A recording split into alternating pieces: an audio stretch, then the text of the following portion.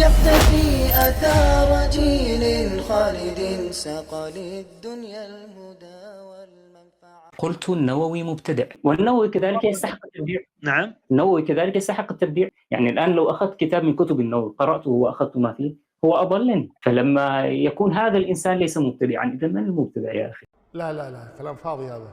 الإمام النووي مبتدع؟ لا، ما أحد يقول هذا الكلام.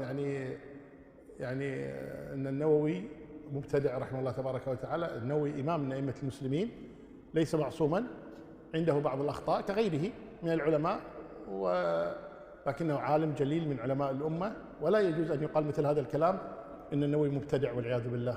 وما قال، لا أعرف أحد من أهل العلم قال هذا الكلام عن النووي، لا أعرف أحد من أهل العلم الذين جاءوا معك، ابن تيمية وابن كثير وابن القيم وابن حجر وابن رجب وغيرهم من أهل العلم، الشوكاني، بن باز، بن عثيمين، لا أعلم أحدا قال هذا.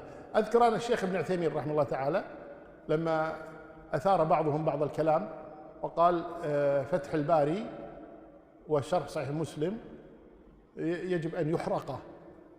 يعني بعضهم أثار هذا الكلام أن يجب حرق فتح الباري لأن شرح ابن حجر وشرح صحيح مسلم شرح النووي. فقال الشيخ هذا الذي قالك هو الذي يحرق. يعني كلام باطل هذا لا شك. لا، إمام من أئمة المسلمين ما يجوز هذا الكلام. ليس يثنيه عن العزم جيوش أو جبان قد أثار الزوبعة. نصرة الإسلام في أعمقه يتبع الأثار ليس الإمعاء.